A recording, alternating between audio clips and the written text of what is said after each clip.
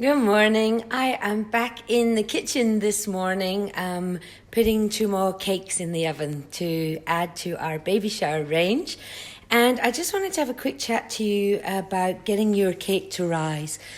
We discussed the temperature in the last couple of days and making sure to get your cake to rise evenly and not to get splits in it and not to rise towards one side. But I wanted to just chat to you about 2 ways to get a bigger rise on your cake. So if you've got a cake that often never seems to rise enough, I have 3 tips for that.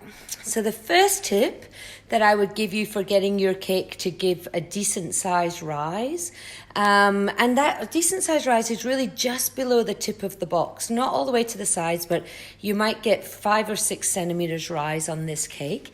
Is the first thing is that I use extra large eggs. And I just find that the more egg you have, the more it rises. The egg is what makes it rise other than the self-raising flour. So I use the extra large eggs every time that I make mine. So if you had small eggs or medium eggs, you might want to consider putting 6 in. But I use 5 extra large eggs. Secondly is that your oven needs to be preheated. So you don't want to be at the last minute thinking, oh gosh, I didn't put my cake in the oven.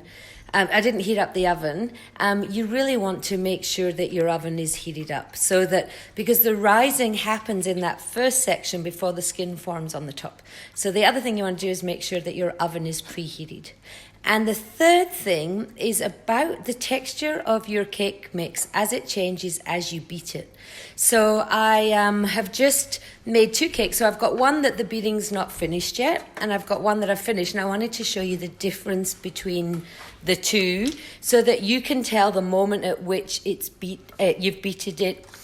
Beated, is that even a word? Beated it enough. So I'll just turn you around and show you.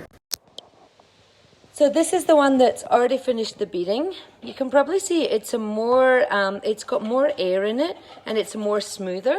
And this is the other one, and you can see it's still pretty gloopy. So if I put my finger on it, you can see it looks like this one. When I put my finger on this one, can you see it's a lot thicker, so it sticks to my finger more.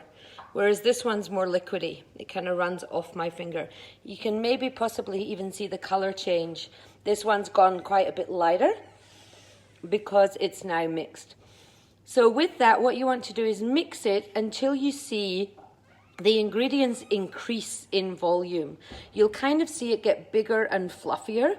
And the reason it'll get bigger and fluffier is because you're putting air into that cake and you are mixing it up. So it's like it fills up more and feels a little bit more blancmange in its texture. So that's the third thing. So the 3 things to get your cake to get a higher rise are extra large eggs, or if you only have medium eggs, you might want to consider an extra egg. The second thing is make sure your oven is preheated. That's really important. And the third thing is to mix it until you see it change color and get to a more thicker blancmange texture. It almost increases in volume because the air is sitting in it. And as you know from the other day, we chatted about the oven. Make sure that your oven, if you're getting your cake rising to one side, that means that your oven trays aren't flat, and you need to fix the level of your oven tray. The second one is that if you're getting a split and a big rise in it, then you need to turn your oven down. My oven's 10 years old, I'm now cooking at 155. It was 160 in September, now I'm all the way down to 155. So my oven, as it gets older, gets hotter and hotter.